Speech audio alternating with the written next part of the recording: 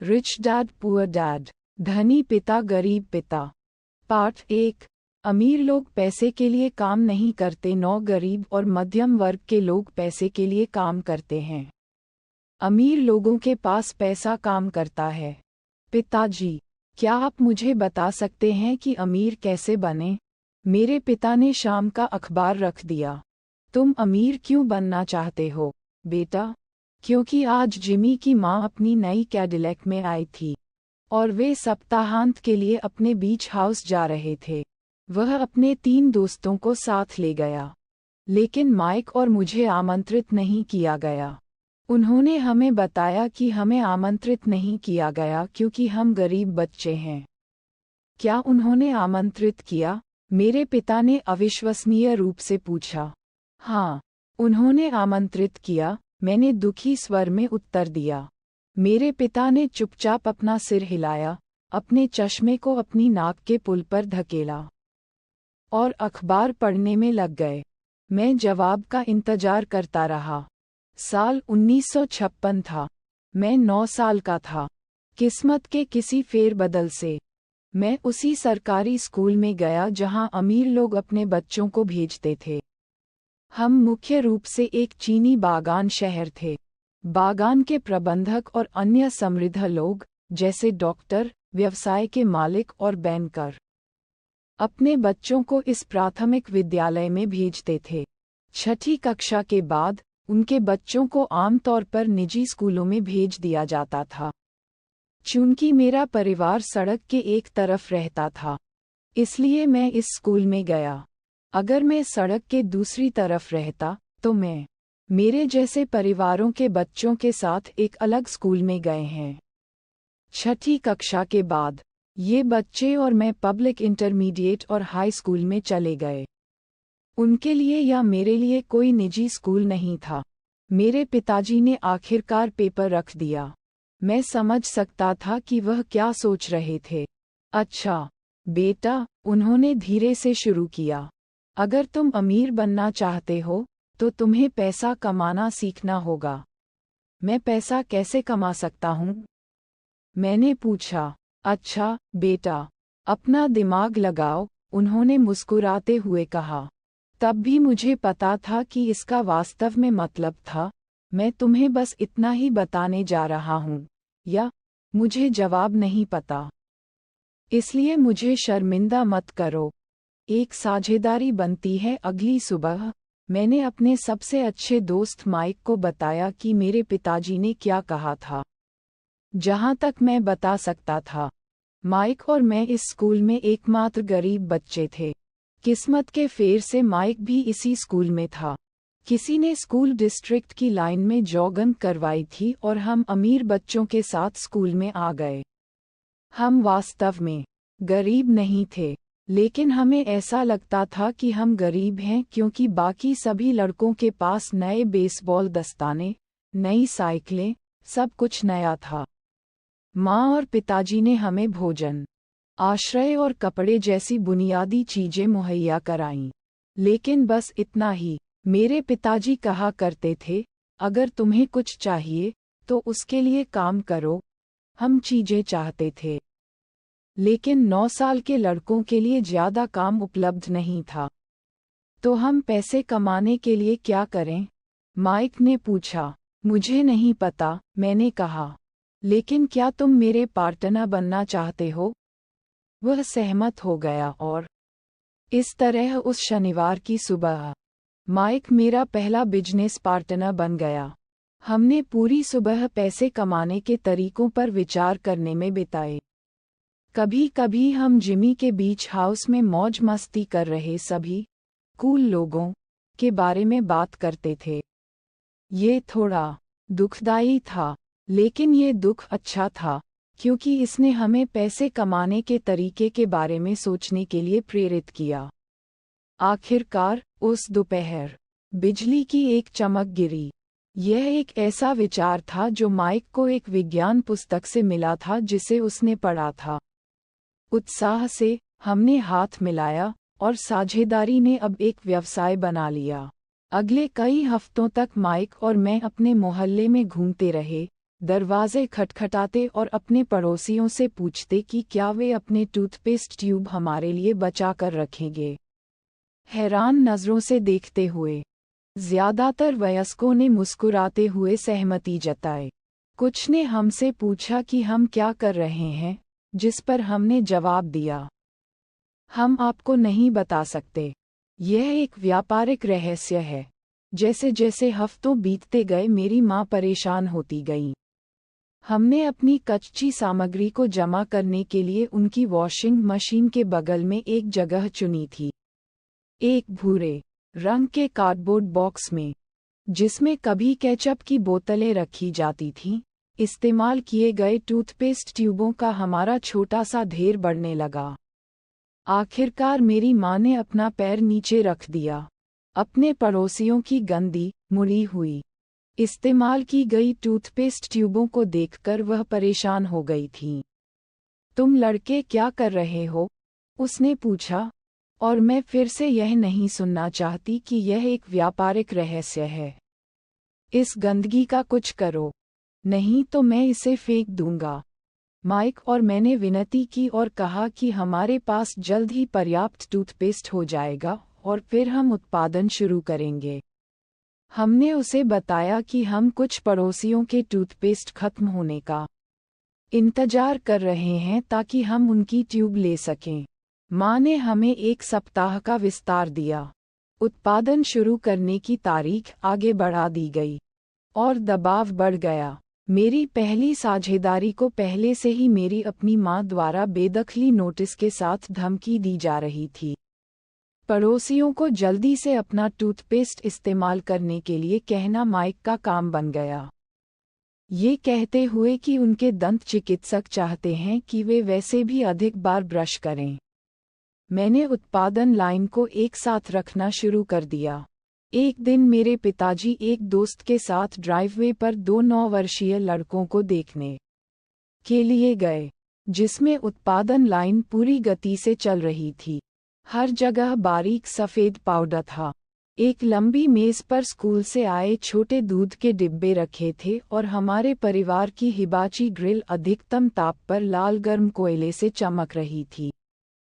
पिताजी सावधानी से चले, क्योंकि उत्पादन लाइन ने कार्पोर्ट को अवरुद्ध कर दिया था, इसलिए उन्हें कार को ड्राइववे के आधार पर पार्क करना पड़ा। जैसे ही वह और उसका दोस्त करीब पहुंचे, उन्होंने कोयले के ऊपर एक स्टील का बर्तन देखा जिसमें टूथपेस्ट की ट्यूबें पिघलाई जा रही थीं। उन दिनों टूथपेस्ट प्लास्टिक की ट्यूबों में नहीं आता था, ट्यूबें शीशे से बनी होती थीं। इसलिए एक बार जब पेंट जल जाता था, तो ट्यूबों को छोटे स्टील के बर्तन में डाल दिया जाता था। वे तब तक पिघलते रहे जब तक वे तरल नहीं हो गए। माँ के बर्तन धारकों में हमने दूध के डिब्बों के शीर्ष पर एक छोटे से छेद के माध्यम से सीसा डाला। दूध के डिब्बे प्लास्टर ऑफ पेरिस से भरे हुए थे। सफ़ेद पाउडर हर जगह था। जल्दबाजी में मैंने बैग को गिरा दिया था और पूरा क्षेत्र ऐसा लग रहा था जैसे कि बर्फ के तूफान ने उसे मारा हो। दूध के डिब्बे प्लास्टर ऑफ पेरिस के सांचों के लिए बाहरी कंटेनर थे। मेरे पिताजी और उनके दोस्त ने देखा कि हम प्लास्टर ऑफ पेरिस क्यूब के शीर्ष पर एक छोटे से छेद के माध्यम से पिघले हुए सीसे को सावधानी से डाल रहे थे। सावधान, मेरे पिताजी ने कहा। मैंने बिना देखे सिर हिला दिया। अंत में, एक बार डालने के बाद, मैंने स्टील के बर्तन को नीचे रख दिया और अपने पिताजी को देखकर मुस्कुराया। तुम लड़के क्या कर रहे हो? उन्होंने एक सतर्क मुस्कान के साथ पूछा। हम वही कर रहे हैं जो आपने मुझे करने के लिए कहा था। हम अमीर बनने जा रहे हैं, मैंने कहा। हाँ, माइक ने मुस्कुराते हुए और सिर हिलाते हुए कहा। हम भागीदार हैं। और उन प्लास्टर मोल्ड्स में क्या है? मेरे पिताजी ने पूछा।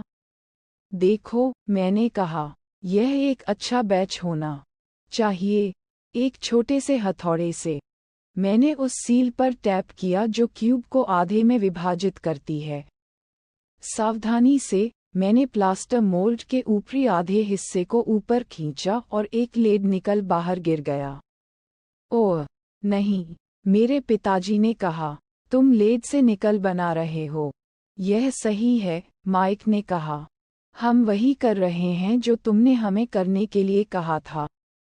हम पैसे कमा रहे हैं। मेरे पिताजी के दोस्त ने मुड़कर जोर से हंस दिया। मेरे पिताजी मुस्कुराए और अपना सिर हिलाया। आग और इस्तेमाल किए गए टूथपेस्ट ट्यूबों के एक बॉक्स के साथ उनके सामने सफ़ेद धूल से ढके दो छोटे लड़के थे जो कान से कान तक मुस्कुरा रहे थे। उसने हमसे कहा कि हम सब कुछ नीचे रख दें और उसके साथ हमारे घर की सामने वाली सीढ़ी पर बैठ जाएं। मुस्कुराते हुए उसने धीरे से समझाया कि नकली शब्द का क्या मतलब है। हमारे सपने टूट गए। तुम्हारा मतलब है कि यह अवैध है? माइक ने कांपती हुई आवाज में पूछा। उन्हें जाने दो, मेरे पिताजी के दोस्त ने कहा। हो सकता है कि वे कोई प्राकृतिक प्रतिभा विकसित कर रहे हों। मेरे पिताजी ने उन्हें घूर कर देखा। हाँ, यह अवैध है, मेरे पिताजी ने धीरे से कहा। लेकिन तुम लड़कों ने बहुत रचनात्मकता और मौलिक विचार दिखाए हैं। आगे बढ़ते रहो। मुझे तुम पर वास्तव में गर्व है। निराश होकर माइक और मैं लगभग 20 मिनट तक चुपचाप बैठे रहे। फिर हमने अपनी गंदगी साफ करना शुरू किया। व्यवसाय उद्घाटन के दिन ही खत्म हो गया था। पाउडर को झाड़ते हुए मैंने माइक की ओर देखा और कहा, मुझे लगता है कि जिमी और उसके दोस्त सही हैं। हम गरीब हैं।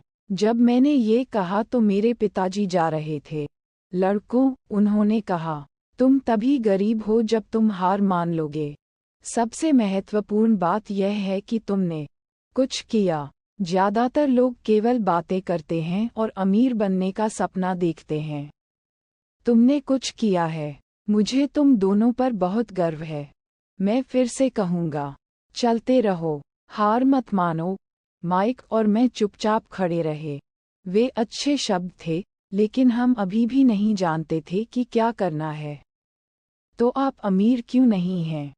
पिताजी, मैंने पूछा। क्योंकि मैंने एक स्कूल शिक्षक बनना चुना।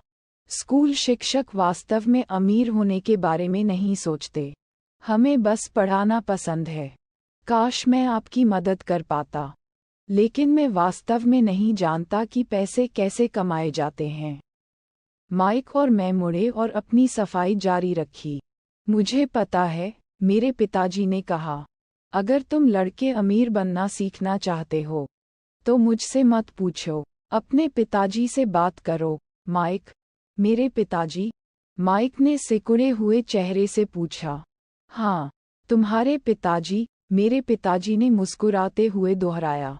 तुम्हारे पिताजी और मेरे पास एक ही बैंकर है। और वह तुम्हारे पिताजी की बहुत तारीफ करता है। उन्होंने मुझसे कई बार कहा है कि जब बात पैसे कमाने की आती है तो आपके पिता बहुत अच्छे हैं। मेरे पिताजी? माइक ने अविश्वास में फिर पूछा। तो फिर हमारे पास स्कूल के अमीर बच्चों की तरह अच्छी कार और अच्छा घर क्यों नहीं है? एक अच्छी कार और एक अच्छा घर का मतलब यह नहीं है कि आप अमीर हैं या आप पैसे कमाना जानते हैं, मेरे पिताजी ने जवाब दिया। जिमी के पिताजी किसके लिए काम करते हैं? चीनी बागान। वह मुझसे बहुत अलग नहीं है। वह एक कंपनी के लिए काम करता है और मैं सरकार के लिए काम करता हूँ। कंपनी उसके लिए कार खरीदती है। चीनी कंपनी वित्तीय संकट में है और जिमी के पिता के पास जल्द ही कुछ भी नहीं हो सकता है। आपके पिता अलग हैं, माइक। ऐसा लगता है कि वह एक साम्राज्य का निर्माण कर रहे हैं। और मुझे संदेह है कि कुछ वर्षों में वह बहुत अमीर आदमी होंगे।